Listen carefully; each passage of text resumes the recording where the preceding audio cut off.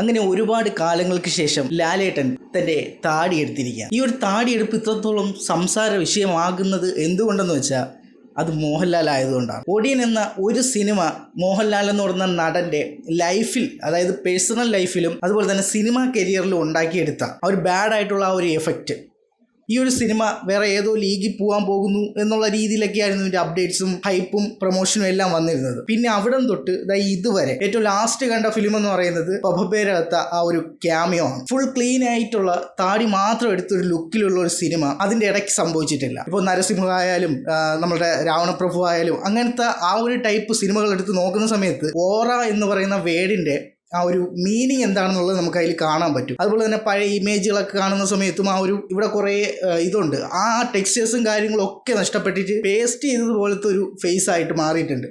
Anyway അതെല്ലാം കഴിഞ്ഞു. അങ്ങനെ ഫൈനലി ലാലേട്ടൻ ആ ഒരു ലുക്കിലേക്ക് തന്നെ തിരിച്ചു വന്നിരിക്കുകയാണ്. ഈ ഒരു വീഡിയോ തുടങ്ങും മുമ്പ് ഇത്രയും കാര്യങ്ങളൊന്ന് പറയണമെന്നുണ്ടായിരുന്നു. നമ്മളുടെ ഇന്നത്തെ ടോപ്പിക് ഇതല്ല. ലാലേട്ടൻ്റെ ഫാൻ ബോയ് ആയിട്ടുള്ള 2 ഡയറക്ടേഴ്സ്. ഇതിനു മുമ്പ് ഒരു ഫാൻ ബോയ് ചെയ്ത ഫിലിമാണ് ലൂസിഫർ, എമ്പുരാൻ. മോളിവുഡിൻ്റെ തന്നെ മൈൽ സ്റ്റോണുകളാണ് 2 സിനിമകൾ. എമ്പുരാൻ എന്ന 2ാമത്തെ സിനിമ മേക്കിംഗ് വൈസായാലും ഒരുപാട് സംഭവമായിട്ട് ഫീൽ ചെയ്തെങ്കിൽ പോലും അതിനകത്ത് ലാലേട്ടൻ എന്ന് പറഞ്ഞ ആക്ടറിനെ പ്രസന്റ് ചെയ്തിരിക്കുന്നത് ഫോഴ്സ്ഫുള്ളി കുറേ കാര്യങ്ങൾ ആഡ് ചെയ്തതും നമ്മൾ ലൂസിഫറിൽ കണ്ട് കൈയടിച്ചിരുന്ന ആ ലാലേട്ടൻ അല്ല എമ്പുരാനിലേക്ക് വന്ന സമയത്ത് നമ്മൾ കണ്ടത്. അതുകൊണ്ട് തന്നെ അത് വലിയൊരു നിരാശ തന്നെയായിരുന്നു എമ്പുരാൻ എന്ന സിനിമ തന്നത്. അടുത്തൊരു ഫാൻ ബോയ് തരുൺ മൂർത്തി ലാലേട്ടനെ വെച്ച് ആദ്യമായിട്ട് തുടരും എന്നൊരു സിനിമ ഇറക്കി. അതിൻ്റെ ടൈറ്റിലായാലും അതിൻ്റെ പോസ്റ്റേഴ്സ് ആയാലും അതിൻ്റെ അപ്ഡേറ്റ്സ് ആയാലും ഇതെല്ലാം വളരെ സിമ്പിളായിട്ട് ഒരു നോർമൽ ഒരു ഫാമിലി ഒരു എൻ്റർടൈൻമെൻ്റ് ആയിട്ടുള്ള ഒരു ഫിലിം ആണെന്നുള്ള രീതിയിലാണ് അതിൻ്റെ മാർക്കറ്റിങ്ങും പ്രൊമോഷനും എല്ലാം വന്നത്.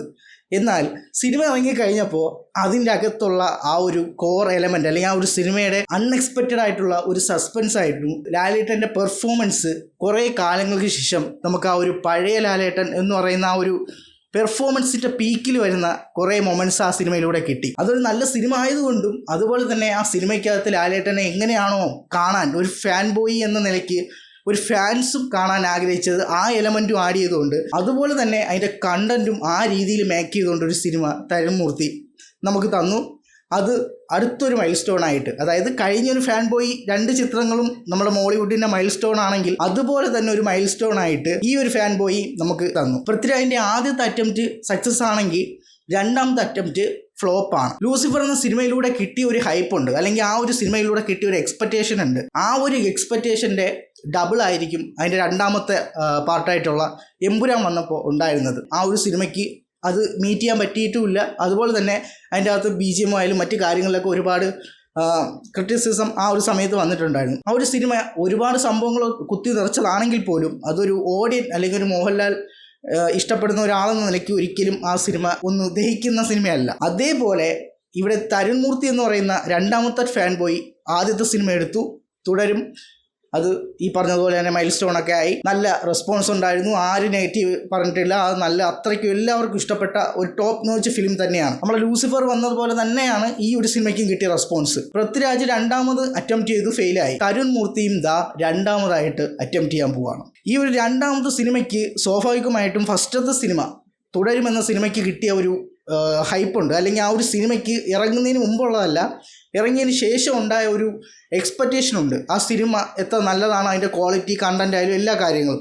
അതേ എക്സ്പെക്റ്റേഷൻ ഡബിളായിട്ടായിരിക്കും ഇനി വരാൻ പോകുന്ന തരുൺ മൂർത്തിയുടെ സിനിമയ്ക്ക് ഉണ്ടാവുക. നമ്മൾ എമ്പുരാനിൽ കണ്ടതുപോലെ ആ ഒരു എക്സ്പെക്റ്റേഷൻ തരുൺ മൂർത്തിക്കും ഹോൾഡ് ചെയ്യാൻ പറ്റുമോ എന്നുള്ളതാണ് നമ്മൾ കാത്തിരുന്ന് കാണേണ്ടത്. പൃഥ്വിരാജ് എന്ന ഫാൻ ബോയ് ലാലേട്ടൻ്റെ കാണാൻ ആഗ്രഹിക്കുന്ന ഒരു സ്റ്റൈലിഷ് ആയിട്ടുള്ളൊരു സൈഡുണ്ട്. ആ ഒരു ഫിലിം മേക്കിംഗ് മെത്തേഡാണ് എമ്പുരാനിൽ ലൂസിഫറിൽ യൂസ് ചെയ്തത്. തരുൺ മൂർത്തിയിലേക്ക് വരുന്ന സമയത്ത് ലാലേട്ടൻ എന്ന് പറയുന്ന ആ ഒരു പഴയ ലാലേട്ടൻ ഉണ്ടല്ലോ, പെർഫോമൻസ് ഓറിയൻറ്റഡ് ആയിട്ടുള്ള അതിലൂടെ തന്നെ മാസ് കാണിക്കുന്ന ലാലേട്ടൻ. അതായത് ചെറിയ ചെറിയ കാര്യങ്ങൾ, അതായത് ലാലേട്ടന് മാത്രം അവകാശമുള്ള കുറേ കാര്യങ്ങളുണ്ടല്ലോ, ചെറിയ ഈ മീശ വിരിപ്പായാലും അങ്ങനത്തെ കുറച്ച് എലമെൻറ്റ്സ് മാത്രം യൂസ് ചെയ്തുകൊണ്ട് വളരെ സിമ്പിൾ കാര്യങ്ങൾ യൂസ് ചെയ്ത് അത് കണ്ടൻറ്റിൻ്റെ മുകളിൽ പ്രൊജക്റ്റ് ചെയ്യാത്ത രീതിയിൽ പ്രസൻറ്റ് ചെയ്തുകൊണ്ടാണ് തുടരും എന്ന സിനിമ പ്രസൻറ്റ് ചെയ്തത്. അതേ രീതി ഫോളോ ചെയ്തുകൊണ്ട് തന്നെയാണ് ഈ 2ാമത്തെ സിനിമയുടെ അത് അപ്ഡേറ്റ്സുകളൊക്കെ വന്നു തുടങ്ങിയിട്ടുള്ളത്. അതിൻ്റെ ഫസ്റ്റ് പാർട്ടായിട്ട് തന്നെ ലാലേട്ടൻ ഇതുവരെ ചെയ്യാതെ കുറച്ച് കാലം കൊണ്ട് ഇങ്ങനെ വെച്ചുകൊണ്ടിരിക്കുന്ന ആ ഒരു താടി അതെടുത്ത് ആ ഒരു മീശയും പിരിച്ചുള്ള ലുക്ക്, അത് തന്നെ ഈ ഒരു സിനിമയുടെ സ്റ്റാർട്ടിങ്ങിൽ തന്നെ ഒരു പോസിറ്റീവ് സൈനാണ്. ഇനി ഈ ഒരു ലുക്കിൽ യൂണിഫോമൊക്കെ ചെയ്തത് ഇപ്പോൾ എഐയിൽ കുറേ നമ്മൾ കണ്ടിട്ടുണ്ട്, പക്ഷെ അത് നമുക്ക് ചിലപ്പോൾ ഇഷ്ടപ്പെടുമായിരിക്കാം. പക്ഷേ ഇതൊരു റിയൽ ക്യാരക്ടറായിട്ട് ഫുൾ വ്യൂവിൽ നമുക്ക് ആ ഒരു യൂണിഫോമൊക്കെ ഇട്ട് മീശയൊക്കെ പിരിച്ച് വരുന്ന സമയത്ത് അത് ഏത് രീതിയിലായിരിക്കും ആ ഒരു ക്യാരക്ടറിൻ്റെ ലുക്ക് എന്നുള്ളത് നമുക്കിനി കണ്ടാലേ അറിയാൻ പറ്റുള്ളൂ. അപ്പോൾ എന്തായാലും അത് നല്ലൊരു ലുക്കായിട്ട് നമ്മൾ എക്സ്പെക്റ്റ് ചെയ്യുന്ന പോലെ തന്നെ മേക്ക് ചെയ്തെടുക്കാൻ പറ്റട്ടെ. തുടരും പോലെ അല്ലെങ്കിൽ തുടരുന്നതിനേക്കാളും ബെറ്റർ ഒരു സിനിമ ആവട്ടെ എന്നും കൂടി നമുക്ക് ആഗ്രഹിക്കാം. അതിനപ്പുറത്തേക്കൊന്നും പറയാൻ പറ്റില്ല. കഴിഞ്ഞ ദൃശ്യം അത്തരത്തിലുള്ള സിനിമകളിലൊക്കെ കണ്ട ലാലേട്ടനെ വെച്ചിട്ട് ഈ ഒരു ലുക്ക് നോക്കുന്ന സമയത്ത് ആ ഒരു ഓറ അല്ലെങ്കിൽ ഒരു രാജകീയം എന്ന് പറയുന്ന ആ ഒരു ഫീല് ഇപ്പം തിരിച്ചു വന്നിട്ടുണ്ട്.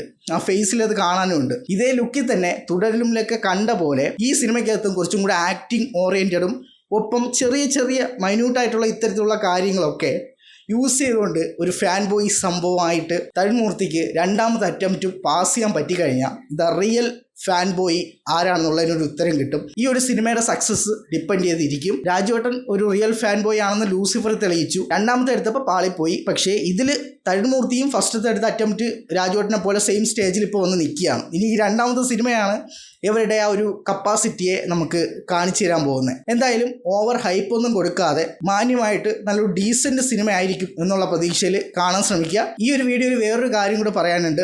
ചത്ത പച്ച, അതിനായിട്ട് മമ്മൂക്കയുടെ ക്യാമിയോയെക്കുറിച്ച് കുറേ ലുക്കിൻ്റെ കേസിലും ഡയലോഗ് ഡെലിവറിയുടെ കേസിലും ഒക്കെ കുറേ കാര്യങ്ങൾ വരുന്നുണ്ട്. നെഗറ്റീവ് എന്ന് പറയാൻ പറ്റില്ല. അത് ഓൾമോസ്റ്റ് ഒക്കെ ആ ഒരു ലുക്കും കാര്യങ്ങളൊക്കെ നമ്മൾ എക്സ്പെക്റ്റ് ചെയ്തതിനേക്കാൾ ഡിഫറെൻ്റ് ആയിട്ടുള്ള രീതിയിലാണ് വന്നിരിക്കുന്നത്. അപ്പോൾ ഞാനായപ്പോലും പുതിയ അണ്ടർടേക്കർ എന്നുള്ള ഒരു കോൺസെപ്റ്റാണ് മനസ്സിൽ കണ്ടത്. അതായത് നമ്മൾ ആ മറ്റേ കോട്ടൊക്കെ ആയിട്ട് വരുന്നൊരു ടൈപ്പില്ലേ, അതാണ് ഞാൻ ആ ഒരു ഫാൻ മെയ്ഡ് ചെയ്ത് പോസ്റ്റർ ചെയ്ത സമയത്ത് പോലും ആ ഒരു ലുക്ക് കൊടുത്തത്. അപ്പോൾ ഇവർ കൂടുതലും ക്ലാസിക്ക് പിടിക്കുക, അതായത് പണ്ടത്തെ ബുള്ളറ്റിൽ വരുന്ന ടൈപ്പ് അണ്ടർടേക്കർ. ഇതൊക്കെ നമ്മൾ ഓൾറെഡി എൻ്റെ മുമ്പത്തെ വീഡിയോസിലൊക്കെ ഞാൻ മെൻഷൻ ചെയ്തിട്ടുണ്ടായിരുന്നു. ചിലപ്പോൾ നമുക്കൊരു അണ്ടർടേക്കറിനെയൊക്കെ ഇൻസ്പയർ ചെയ്ത് വരുന്നതാവാം എന്നൊക്കെ കുറേ പ്രഡിക്ഷൻസ് നമ്മൾ നടത്തിയിട്ടുണ്ടായിരുന്നു. ഇപ്പോൾ ആ സിനിമയുടെ കാര്യത്തിൽ നോക്കുകയാണെങ്കിൽ ഞാൻ പറഞ്ഞ ഓൾമോസ്റ്റ് എല്ലാ കാര്യങ്ങളും കറക്റ്റായിട്ട് തന്നെ വന്നിട്ടുണ്ട്. അത് ഒരു പക്ഷേ കുട്ടിക്കാലത്ത് WWE എന്ന് പറയുന്ന ആ ഒരു ചൈൽഡ്ഹുഡ് അത്രത്തോളം അഫക്റ്റഡ് ആയിരുന്നത് കൊണ്ടായിരിക്കും അത് കറക്റ്റ് കിട്ടിയത്. എന്തായാലും ആ സിനിമ സക്സസ് ആയി. അപ്പോൾ അതും വളരെ സന്തോഷമുള്ള കാര്യമാണ്. കാരണം നമ്മളെയൊക്കെ ചൈൽഡ്ഹുഡ് അത് ഈ ഒരു രീതിയിലായി വന്നത് എന്തായാലും പക്കയാണ്. പിന്നെ മമ്മൂക്കയുടെ റീസെൻ്റ് ഒരു ആ സക്സസ് മീറ്റിൽ ഒരു കാര്യം പറഞ്ഞിട്ടുണ്ടായിരുന്നു. അതിനകത്ത് യൂസ് ചെയ്തിരിക്കുന്ന ആ ഒരു ഡയലോഗ് ഡെലിവറി അല്ലെങ്കിൽ ആ ഒരു സ്ലാങ് എന്ന് പറയുന്നത് പഴയ കുറച്ചുകൂടെ പഴയ ആയിട്ടുള്ള ആ ഒരു ഫോർട്ട് കൊച്ചി മട്ടാഞ്ചേരി ആ ഒരു സ്ഥലത്തുള്ള ഒരു സ്ലാങ് ആണ് അതിൽ യൂസ് ചെയ്തിരിക്കുന്നത്.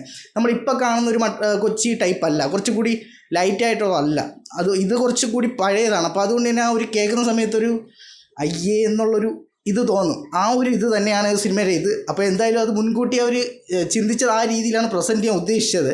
അപ്പോൾ എന്തായാലും അത് മാറ്റി നിർത്തിയാൽ പോലും ഈ സിനിമ എന്തായാലും ബെസ്റ്റ് നല്ലൊരു സിനിമയാണ്. ഇതെന്തായാലും നമ്മൾ ലോക എന്ന സിനിമയ്ക്ക് ശേഷം കൂടുതലും പോസ്റ്റുകളും ഇൻസ്റ്റയിൽ കൂടുതൽ ആൾക്കാർ സെലിബ്രേറ്റ് ചെയ്യുന്ന ഒരു സിനിമയും കൂടിയാണ്. കാരണം അത് ചൈൽഡ്ഹുഡുമായിട്ട് കണക്റ്റഡ് ആയതുകൊണ്ടാണ്. ഇനി എന്തായാലും നിങ്ങൾ ചത്താപച്ച കണ്ടോ ഇല്ലേ എന്നുള്ളത് പറയാം, നിങ്ങൾക്ക് ഇഷ്ടപ്പെട്ടോ ഇല്ലേ എന്നുള്ളതും പറയാം. ഒപ്പം ലാലേട്ടൻ്റെ ഈ ഒരു ലുക്ക്, ആ ഒരു ക്ലീൻ ഷേവ് എടുത്ത ആ ഒരു ലുക്ക്, ക്ലീൻ ഷേവ് അല്ല, ആ ഒരു ലുക്ക് നിങ്ങൾക്ക് സാറ്റിസ്ഫൈ ആയോ എന്നുള്ളതും കൂടി പറയാം. അപ്പോൾ എന്തായാലും ഈ ഒരു കാര്യം കൂടി ഞാനകത്ത് ഇൻക്ലൂഡ് ചെയ്യുന്നേ ഉള്ളൂ.